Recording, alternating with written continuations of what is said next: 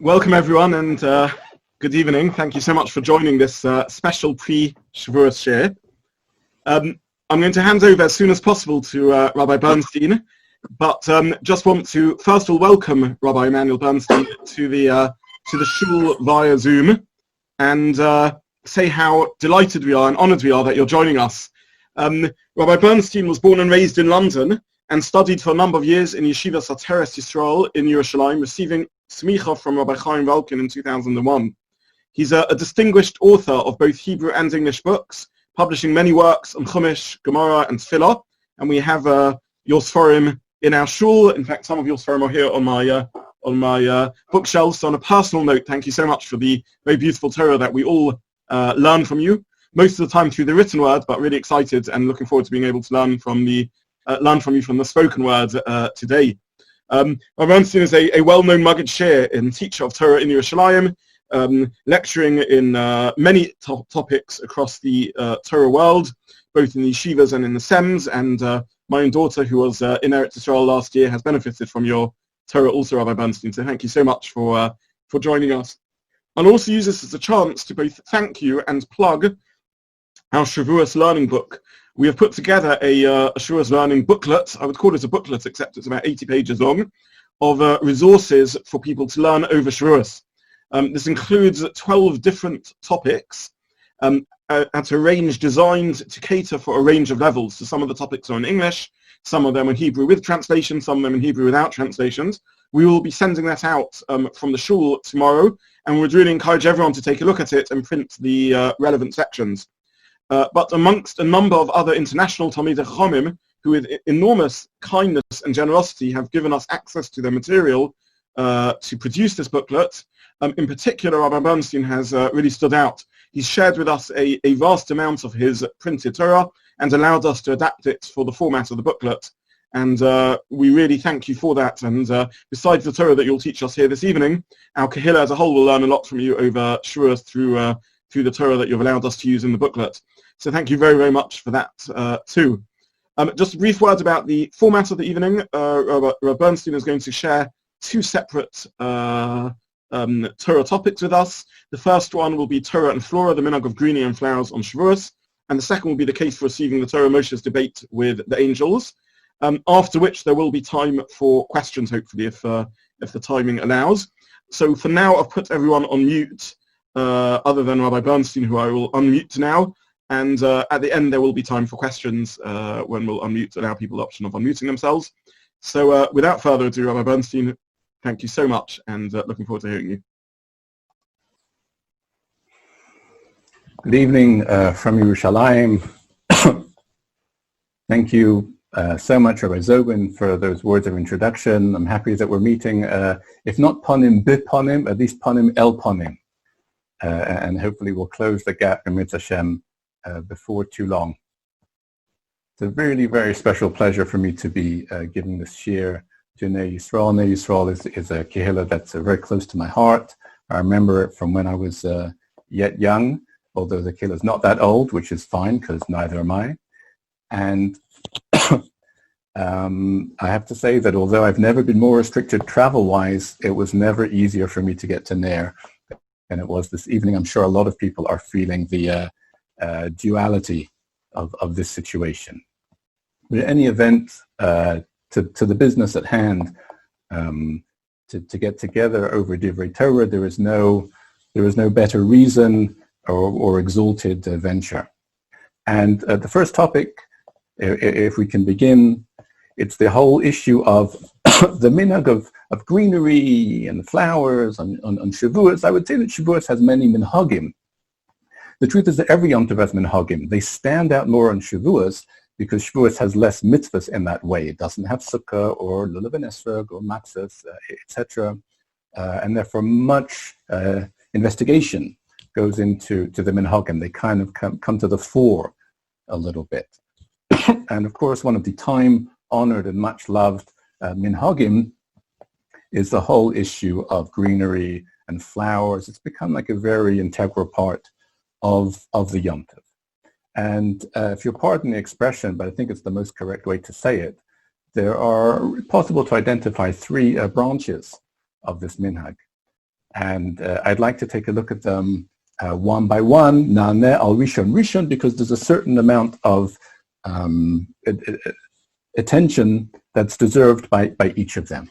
So we're good Ashkenazi and also non-Ashkenazi Jews. We're looking at the Shulchan Aruch. We see the Ramah, and the Ramah in Hilchos Shavuos cites this minhag. The minhag lishtoach asavim, to spread out greenery, bebate knesios ubabatim, in the shuls and in the homes, kidei lizkor ma'amad Har Sinai, in order to remember Har Sinai. So the Ramah gives us the minhag. It's zeicher to Har Sinai, of course, not surprisingly. How is this zeicher to Har Sinai? What's Har Sinai got to do with, if one may ask, ma inyan flowers, eitzel Har Sinai? How are the two associated? So the famous Talmud of the Ramah, Rav Mordechai Yaffa in the Levush, explains that for the purpose and in honor of Matan Torah, Har Sinai became lush with greenery. It's in the middle of the desert. It's the Sinai desert, but it became lush with greenery in honor of Matan Torah. And this we see by the fact that there was a special injunction at the time, Gam hatzon v'habakar al yiru el mul ha'arahu, not to allow any of the animals to graze. That means there was what to graze. There was plenty. And therefore they had to be distanced. So this is zeicher to Ma'amad Har Sinai, that it was the only green mountain really therefore in the neighborhood. And we therefore also have greenery, zeicher leMatan Torah. Now, what's noteworthy, I believe, is that the Ramah is not talking about flowers. The Ramah's version of this minhag has nothing to do with flowers. His words are, the minhag is lishtoach asavim, to spread out greenery. And indeed, it stands to reason. If, according to the Ramah, the purpose of the minhag is to recall Har Sinai, and Har Sinai had pasture on it, so the way that's recalled is actually through greenery, that is to say, through grass specifically. And that's what the word asavim means, which means if we were only to have the Ramah as the source for the minhag, you would not see flowers in shul or at home. You'd see grass. You'd see greenery. And that's the first point that's worth mentioning. I'm not sure that people make a point of putting out greenery and grass in that way. They tend more towards flowers, but for the Ramah, it's actually greenery specific. And there is a further point. Not only is it greenery specifically, but it should probably also be put on the floor. Because when you think about it, on Har Sinai, that's where the grass was. It was on the floor. Which means the minhag is not to have it on the tables or hanging by the walls, but actually to have it on the floor. And that also is the simple reading of the Ramah's words, because he says the minhag is lishtoach asavim. Lishtoach means to spread out on the floor. Shatiach is a carpet. And this is confirmed, actually, by looking to the source of the Ramah's custom. Yeah. And as is often the case, the Ramah takes his cue from the Maharil, Rabbi Yaakov Molin, one of the late German Rishonim, who was the source of many Ashkenazi minhagim, records many Ashkenazi minhagim. And if you look in the Maharil, he says explicitly that the minhag is lishtoach asavim baritzba al haaretz, on the ground. So if we were to be literal followers of minhag Ramah, what you will see coming into shul is grass on the ground, greenery on the ground. I'm not sure that there is any shul that actually does that anymore. People have tended more towards flowers, which we'll get to in just a moment. But if the minhag Ramah is to make a comeback, it's greenery specific and will probably be the result of some grassroots movement, if you know what I mean. But having discussed the Ramah, that's about asavim, greenery, we move towards flowers. And now the question is, well, we understand greenery, that's the pasture at Har Sinai. Where is the minhag of having flowers on Shavuos from? So this matter is discussed in a most interesting sefer, which is called Medrash Talpios. which was written by Rabbeinu Eliyahu HaKohen of Izmir. He's more famous for his Sefer Shevet Musar, but Medrash Talpios also a very important work. And the Medrash Talpios explains the background to having fragrant flowers on Shavuos is a statement in the Gemara in Shabbos. Of course, the Gemaras relating to Matan Torah are in Masechah Shabbos in the 9th Perek, Daf Pei Zayin, Pei Ches, Pei Tes. And the Gemara says there in Masechah Shabbos, Kol dibur v'dibur sheyotza mipi HaKadosh Baruch Hu, with each of the 10 utterances that issued from Hashem's mouth, Nismale kala olam kula b'samim. The world was filled with a fragrant aroma. Accompanying each of the Aseres HaDibros was a fragrant aroma, and therefore in commemoration of that, we have flowers also which give that fragrance. The question is, why should there be a fragrant aroma? It's very nice to have, but what's the meaning of that accompanying each of the Aseres HaDibros? But the understanding is that an aroma, it lifts a person's mood. It affects a person, shall we say, emotionally, to the degree that learning Torah and receiving Torah should do the same thing. It takes the form of ideas, but it cannot be restricted to an intellectual exercise. Rather, it should be like flowers. It should be like a fragrance. It should change a person's mood. It should change their disposition. It should elevate them in that way. Learning Torah should always be accompanied by that fragrance, and therefore we have flowers on Shavuos which also emit that fragrance. Interestingly, although we have mentioned flowers second, they actually seem to be the earliest iteration of this custom, because they're described in a source much earlier than the Ramah and much earlier than the Maharil. They date back to Chazal themselves, who trace them back even to the story of Purim. How do we get to Purim? Ma inyan Purim etel Har Sinai. In the 3rd chapter of Megillas Esther, it tells how Haman slanders the Jewish people. Yeshno am echad, they keep to themselves, they don't care for the king's laws, and the pasuk doesn't elaborate too much. The Gemara in Maseches Megillah elaborates a little more, stating that they're always saying it's Shabbos or it's Pesach and they can't be involved in community projects. In other words, their religion separates them, and they look upon the king's laws with disdain. But the Targum Sheni, as we know, there's more than one Targum on Megillas Esther. The Targum Sheni elaborates and gives a description in Haman's words of every single Yom Tov, which he used to malign the Jewish people. It's unbelievable. I mean, Haman is a professional. And when it comes to Shavuos, Haman describes, in the English, just from the Targum itself, they go to Shul, they read the Shema, they daven, they read from the Torah and the prophets, and they curse the king and his ministers. Because no one knows what's happening during laning. So Haman can say what he wants. And he says they take that opportunity to curse the king and his ministers.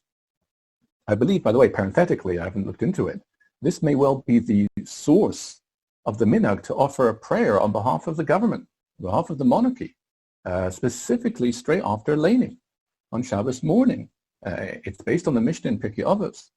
Having mispala b'shloma shel malchus, you should pray for the welfare of the monarchy.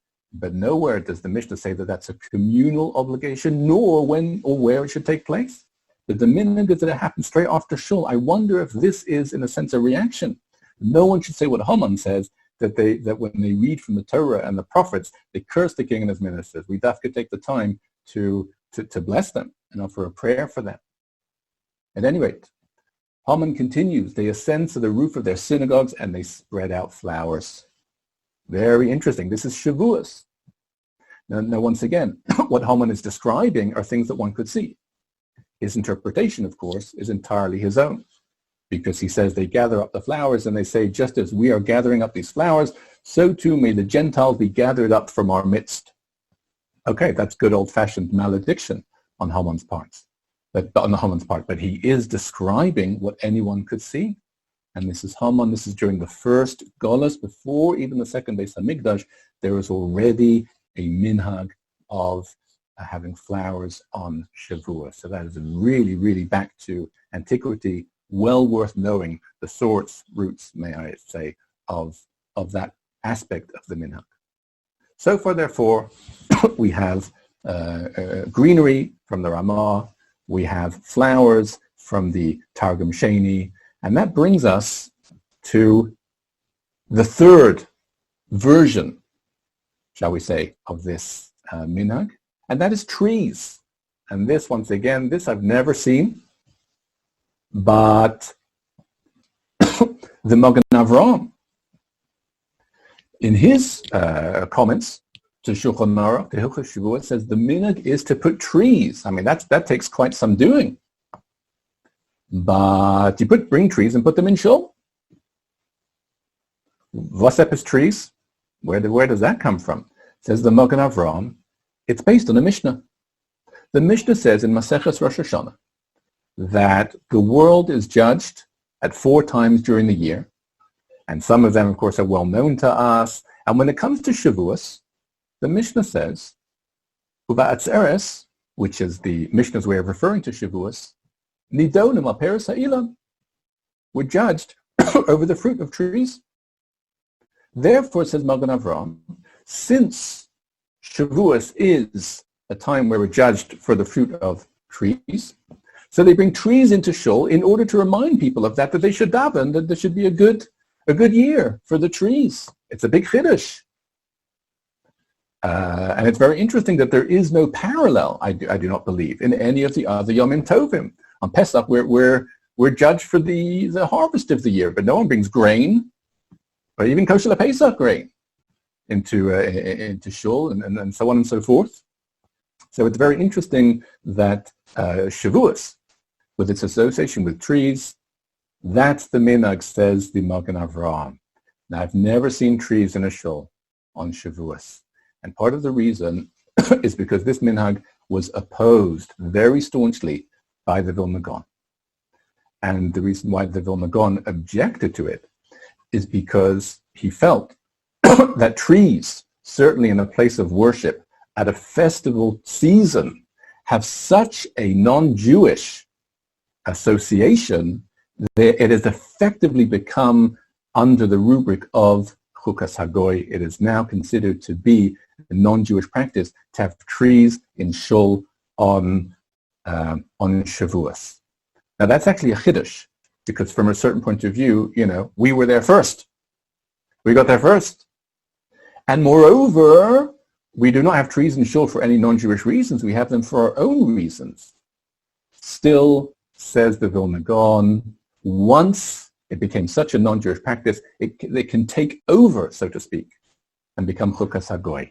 And that is part of the Vilna Gaon's general view of Chukas Hagoy, that things can become Chukas Hagoy even if we were there first.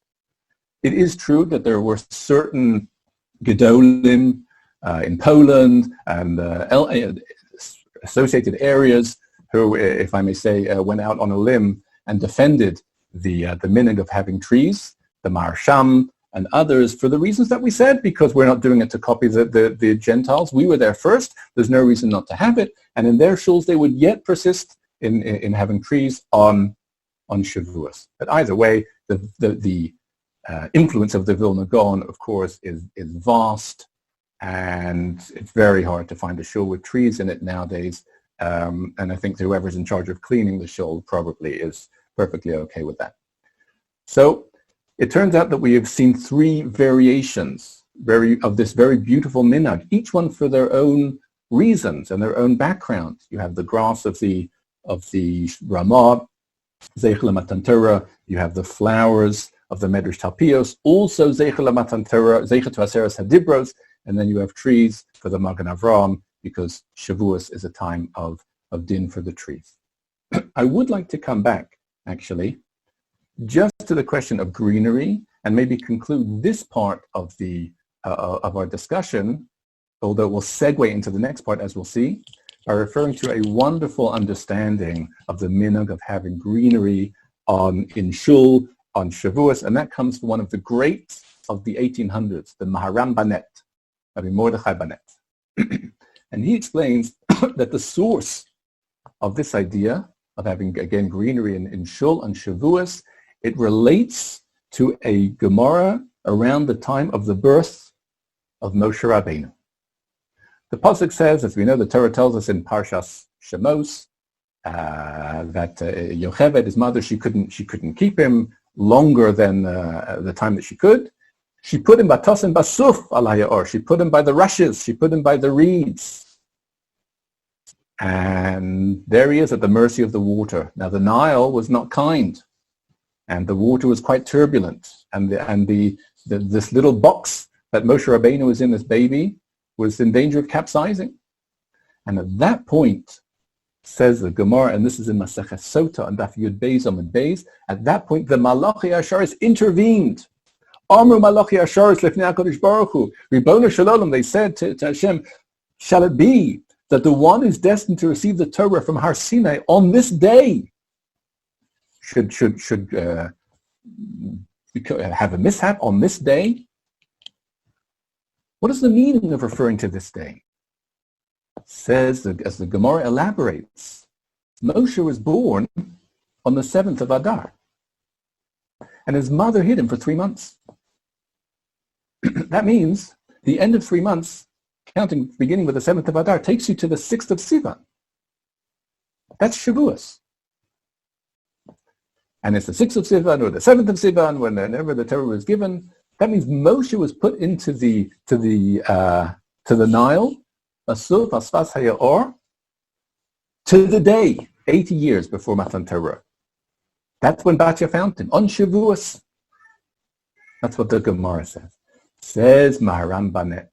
That's why we have greenery in Shul on Shavuos. It is a zeicher for the early salvation of Moshe Rabbeinu, which took place on this day. It's pre-Shavuos in the sense that this was 80 years to the day before we actually received the Torah at Sinai, but we mark how the miracle that allowed it to happen on that day as with the greenery, zeicher to the suf, zeicher to the rushes and the reeds that were at the banks of the Nile. Very interesting interpretation of the Maharam Banet, and it brings us back to grass and greenery. In a sense, this concludes the first part of our discussion, as I say. But having said that, it segues into the second part because we see that when Moshe was 3 months old, the Malachim were staunchly by his side, lobbying HaKadosh Baruch Hu to protect him. Why? Because he's the one that's going to receive the Torah. And they want to ensure that that happens. Why is that so interesting? Because 80 years later, when Moshe actually comes to receive the Torah, the ones from whom he receives most opposition are the Malachi Asharis. So it's interesting. They were so supportive 80 years earlier that they're going to cause him a great deal of trouble now when he tries to get the Torah. And that brings us to the case for receiving the Torah. Moshe's debate with the angels. And this is described again in the Gemara. These are in Masechet Shabbos, Peches Amud Beis.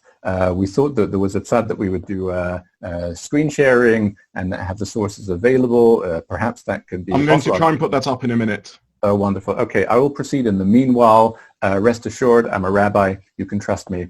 We'll begin with the referring to the Gemara. So the Gemara says, K'sha'ala Moshe Lamaro. So when Moshe ascends on high to receive the Torah, and you'd never imagine that he would encounter any kind of resistance. But resistance he does encounter. Amru Malachi Asharis, the ministering angel, said to HaKadosh Baruch Hu, Ribono Shel Olam, Ma liyulad isha beineinu? What's a human being doing here? What's he here for? Wow. You know, with a reception like that. So what's he here for? So Hashem said he's come to receive the Torah. And the Malachim are not having it. All of this is depicted in the Gemara. They said, this is your treasured Torah. It's been stored away for all those hundreds of generations before the creation of the world. You're going to give it to flesh and blood? They quote the pasuk. I would say they pre-quote the pasuk. The pasuk quotes them. Ma enosh ki tizkurenu. What is man that you should remember him? Uven adam ki tifkidenu. The son of man, you should take note of him.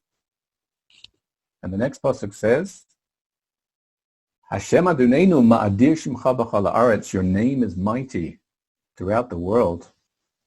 But asher tnahodcha al hashamayim. But your glory should be restricted to the heavens. That brings us to the bottom of that Hebrew section now. If we can see just a bit more.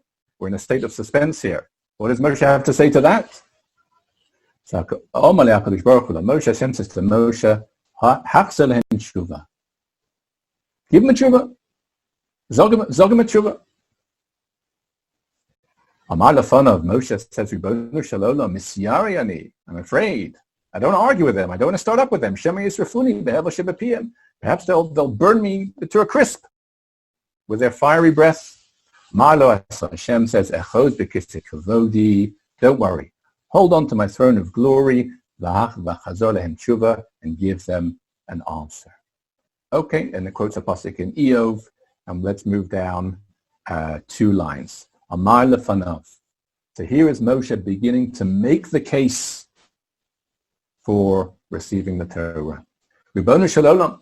So here is Moshe, says, Torah shatanosani, the Torah that you're about to give me. Makasivba.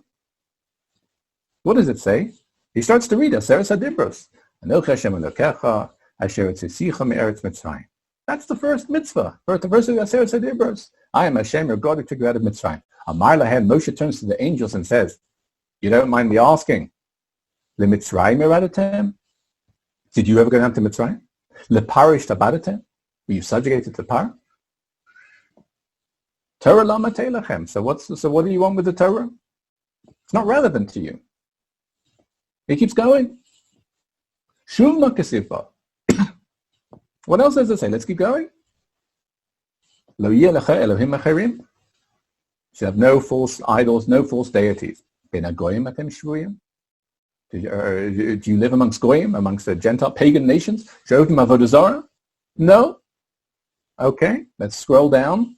Keep going. 0 for 2, but you never know if the malachim may make a comeback. Shuv maksivba. Then what? Zachar Yom Shabbos lekacher. Klum ata osim malacha. What, you do business? Shetem tzichem shavos. Do you need a rest? Shuv maksivba. Lo sisa. Don't take Hashem's name in vain. You do business that would happen.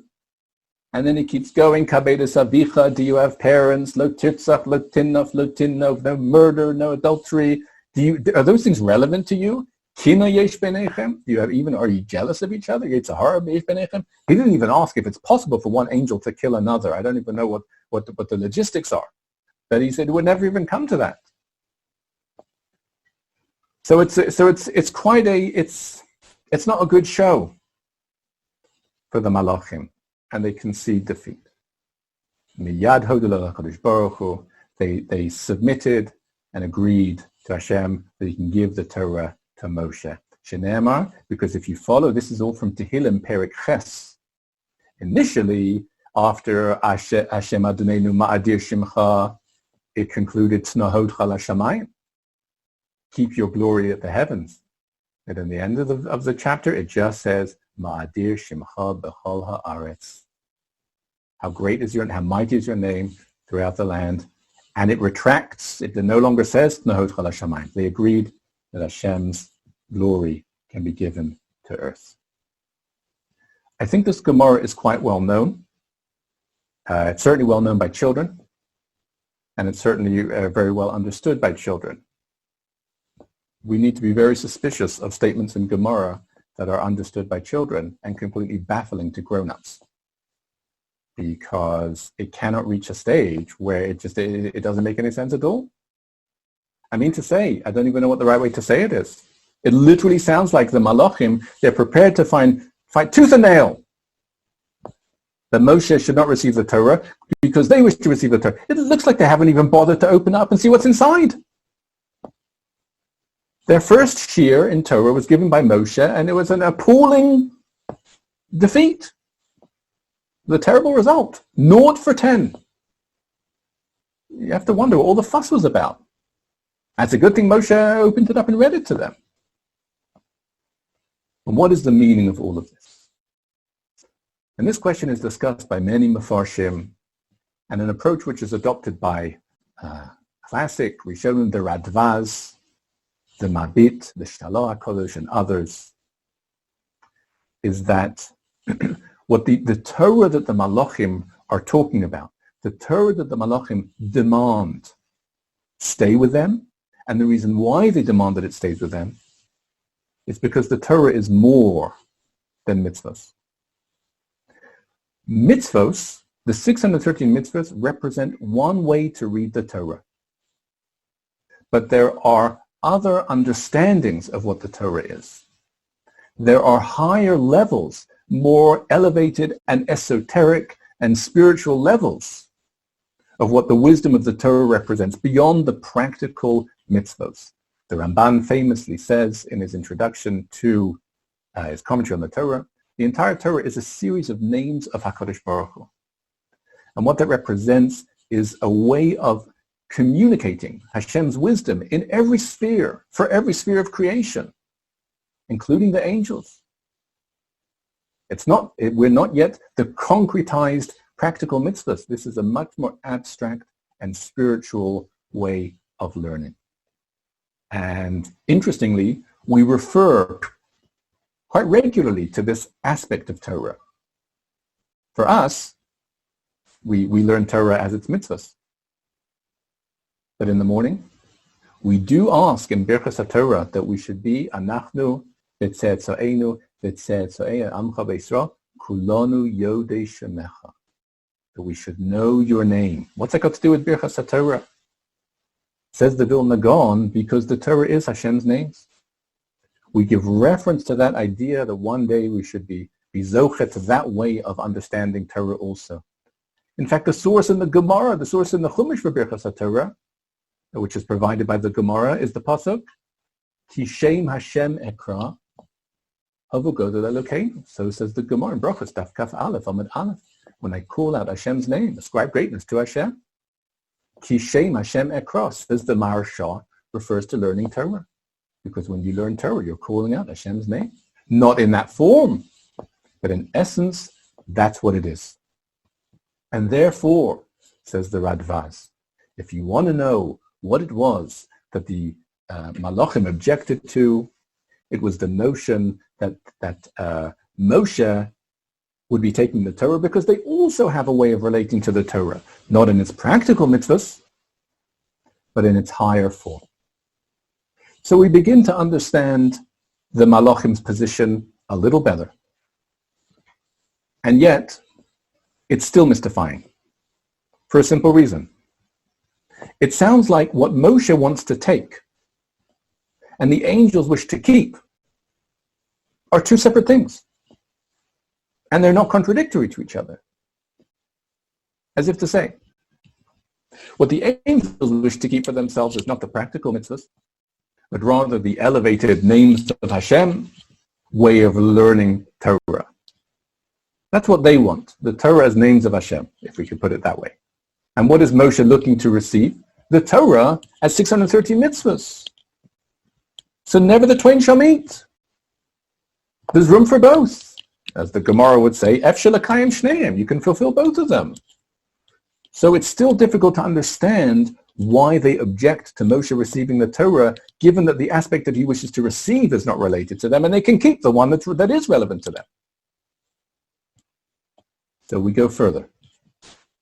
Because clearly, what the angels object to is the very notion that the Torah should become translated into physical mitzvahs.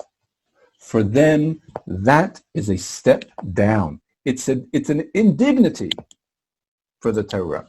It's a disgrace for the Torah. Something so exalted should then become entrenched in such a mundane world. That's what they objected to. In the words of the pasuk quoted, Asher tunahodcha ala shamayim. Hashem, your glory, hodcha, your glory belongs in heaven. It doesn't, and it is inglorious. It is the opposite of glory to lower it to the physical sphere. That's their objection. Not only do they object to Moshe Rabbeinu to receive the Torah, they object to the Torah ever entering such a way of being related to as practical mitzvahs. Because practical is physical, and physical is a step down from the glory of Torah. Why do angels think that? Because angels themselves are spiritual. So as spiritual beings, they do not naturally see any positive element within physical life. And that really is the confrontation between Moshe and the angels. And that's why Moshe says, when Hashem says to Moshe, give them an answer. Moshe says, I'm afraid. I'm afraid that I can't even begin. They'll burn me with the fiery breath that comes out of their mouths. In other words, my entire physical existence will just be cast aside and nullified in the face of their exclusively spiritual way of looking at things. There's no conversation. But what's the answer? The answer is really astounding, and it's really what we celebrate on Shavuot. Namely, how does it begin? Hashem says to Moshe, you can answer them. You know how? Hold on to my throne of glory, and you answer them. What does it mean for Moshe to hold on to Hashem's throne of glory? It means what Hashem is saying is, what the angels cannot realize and need to be told is that you have a connection with my glory that is greater than theirs because you're a physical being. In other words, and of course easier said than done, but it remains true, that ultimately for Torah to enter the physical world and to elevate it and to illuminate it is a greater glory than for it to stay in heaven. That's what happens when Moshe holds onto Hashem's throne of glory. You can answer them and show them how the mitzvahs don't apply to them. And when they come down into the world, that is a greater glory of Hashem. That is wisdom illuminates the physical world and elevates the physical world.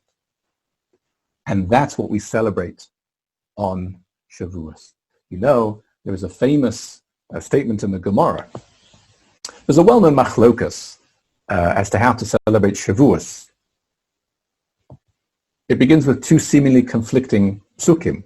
One refers to Yom Tov as being lachem, for you. One calls it lashem, for Hashem. So some say, take your choice.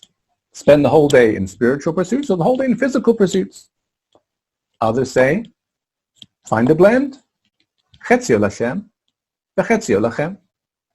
So those are different ways to understand and reconcile these two verses. And then the Gemara says an unbelievable thing. Maybe there's an argument, and these are the two sides here are Rabbi Yoshua and Rabbi Eliezer. It doesn't get greater than them. Says the Gemara, maybe there is an argument, but not on Shavuot. On Shavuot, all agree there needs to be physical enjoyment as well. In the words of the Gemara, it's in Maseches Pesachim, Daf Samaches, Hakol modim ba'atzeres. All agree on Shavuot. Deba'ina nami lachem. You also need lachem, some type of physical enjoyment. Why? My timer. Why? Yom shenitna bo Torah. The day the Torah was given. And ask the Mefarshim, that's the reason? The reason why there's physical enjoyment on Shavuot is because it's the day the Torah was given? I should think that's a reason for it to be spent entirely learning Torah. How is it a reason? But the point is, one day a year we celebrate our physical existence because that's what allowed us to receive the Torah. Bring it down to the world and illuminate the world through it, thereby giving greater kavod, greater hod to HaKadosh Baruch Hu. So we do not distance ourselves from the physical aspect of man's existence. On Shavuot, we celebrate it because that's how we got the Torah. And as the Gemara continues to describe, the way that it continues is really quite something. Because the Malachim, not only did they admit defeat, shall we say, not only were they gracious in defeat, the Gemara says that they went a further step and gave gifts to Moshe. Wow, that really sounds like no hard feelings. He went up there, they were ready to burn him alive. And by the time he's finished, they're all giving him gifts. What is the meaning of this new development where the Malachim give him gifts? This whole conversation, this whole debate was revolutionary, not least of all for the angels themselves. Before they met Moshe, they saw heaven as being the place where God's glory will be most pronounced. But what Moshe demonstrated to them was that the opposite is true. Hashem's glory comes out most from the world, from the physical world. That gave the Malachim pause to reconsider, not only to reconsider the state of man, but if we hear this point, even to reconsider the ultimate goal of an angel. Because if the ultimate goal of an angel is to further Hashem's glory, and they've just been informed that Hashem's glory will be maximized in the physical world, then they realize that part of what they need to do is to help man in that goal, to assist him in bringing about that greater glory. And that is why the Gemara says they actually ended up giving gifts. They completely reappraised their own role. They are no longer primary in giving kavod to Hashem. They are now accessories to man giving kavod to Hashem. Any way they can help, they're at his disposal. So much so. And this now becomes the ultimate chiddush of this part of the Gemara. And the Gemara says things that you could never imagine anyone would say. Even the angel of death gave Moshe a gift. Never one to be left out. Even the angel of death gave Moshe a gift. So says the Gemara. No, what's the gift? He told them the secret of Keteris. When there was a plague in Parshas Korach, Aaron takes the Keteris and the plague stops. You know where that came from? That's from the Malach HaMoves. He gave him a trick of the trade. Very gracious. What does that mean? It means not only was this a time of reappraisal of the role of angels, it was a reappraisal of the role of the angel of death himself. Because even he now works in the service of Hashem's glory in the world. Even the Yetzer Hara, who is the representation of the angel of death in this world, also exists not for itself, but to be overcome and bring out the greater glory of Hashem in the world. Ultimately, even the Yetzer Hara is for purposes of promoting life, if it's handled correctly and if it is overcome. And that's why the secret, the life-giving secret that the angel of death gave to Moshe was of the Keteris. Keteris contains an infamous ingredient, the chelbana, the galbanum. It is a foul-smelling element, but only when it's by itself.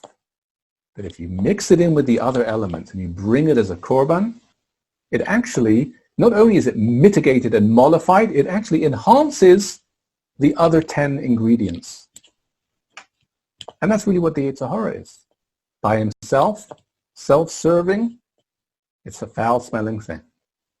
But put it in the mix and use it as a source of elevation, it actually takes the other 10 and makes them better.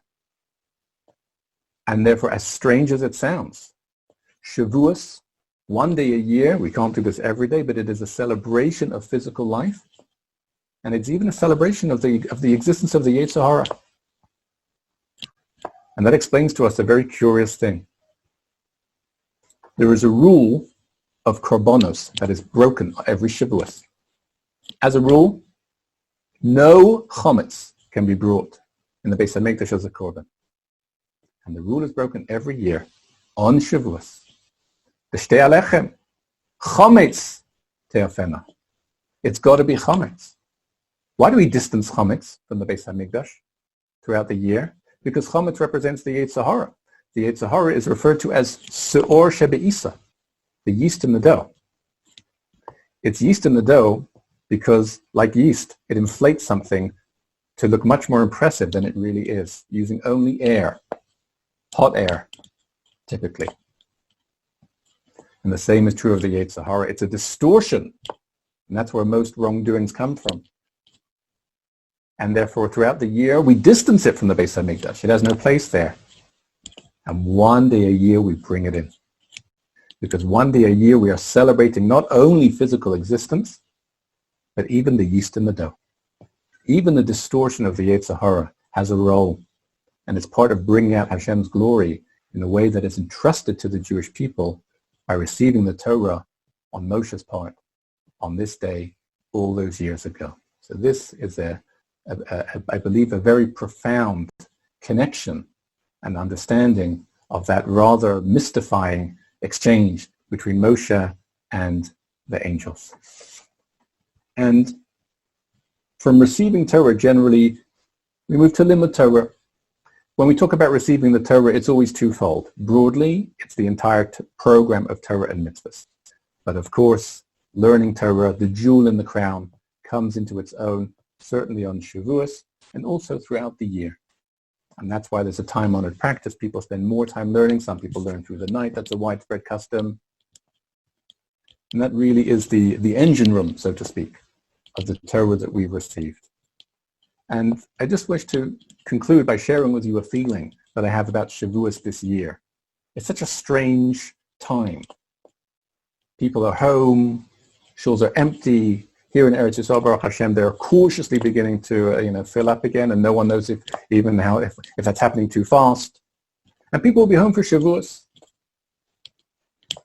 And Libi Omeli, I feel that from a certain point of view, although of course ideally we'd be in shul, etc. and so forth, but when the Jewish people are home on Shavuos, each person in his sitting room, in his dining room, in his study, in his kitchen, learning Torah, from a certain point of view, I believe that is a greater Kabbalah HaTorah.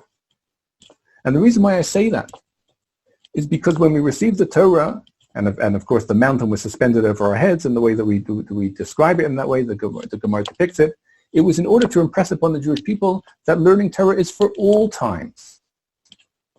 And therefore there's a certain irony.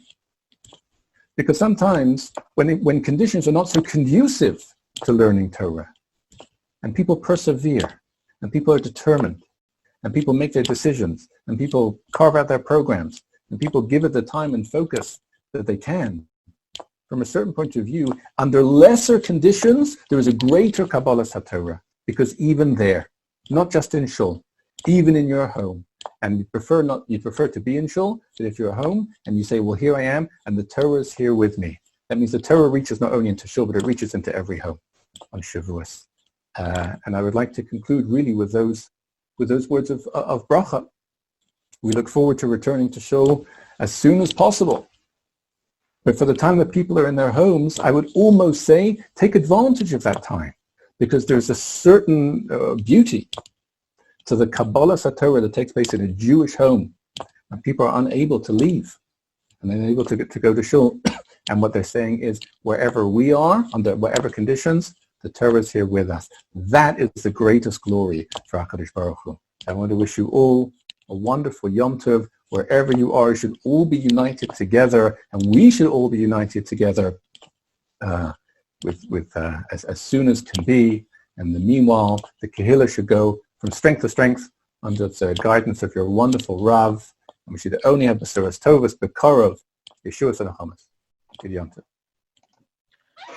Amen. Thank you so much, Rabbi Bernstein, for those profound Divrei Torah, and thank you for giving us this opportunity to enter into Shavuos with some of that insight, and also the Divrei Chizuk about spending our Shavuos alone. As I mentioned, for those who joined a little late, besides Rabbi Bernstein speaking to us this evening, he has also contributed in a most incredibly generous way, allowing us to use a lot of his published Torah and some of the Torah that he hasn't yet published in our booklet that we will be putting out before Yom Tov, that people can download and print and use over Yom Tov for their own learning. It's an incredible booklet with beautiful Torah from Rabbi Bernstein and from many other international Talmidei Chacham who have allowed us so generously to use their Torah. So thank you very much for that too. I also have noticed on the Zoom meeting my dear friend and colleague Rabbi Liss, and just want to welcome him to our shul. Thank you so much for joining us. I'll now give people the option to unmute themselves if they wish to ask a question. I'll just do it to open it to the floor, and the Zoom will probably find whoever starts speaking. If there's a problem with caches of speakers, then I'll just take questions via the chat if people want to put in the chat if they want to ask something. Otherwise, please just feel free if you want to ask Rabbi Bernstein anything. There's only a few minutes left, but we have a few minutes for questions.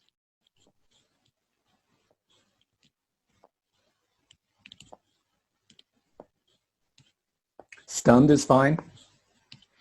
Maybe I can ask a quick question then if I can. Certainly. Who am I talking to? With whom am I speaking? This is Adam Catton. I'm a big fan of your Sephorim, Rabbi Bernstein. You very kindly put me in touch with one of your Sephorim, which I found in Israel, by Eli Pollock. So thank you very much. So just a quick technical question towards the end. You mentioned about the Korban not being Chometz.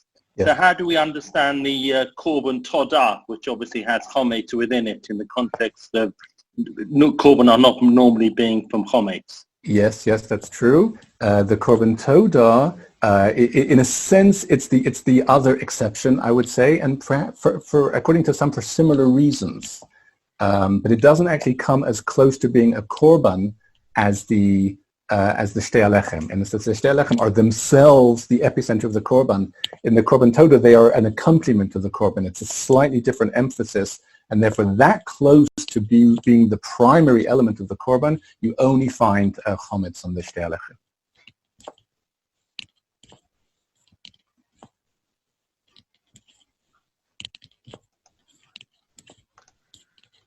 Okay, thank you very much again, Rabbi Bernstein, and we wish you a good Yom Tov, Chag Sameach. Thank you so much for joining us, and as you said, this is a wonderful opportunity to fly you into our community and be able to teach us some Torah. Thank you, and we wish you a good Yom Tov. Wonderful. Okay, good Yom Tov.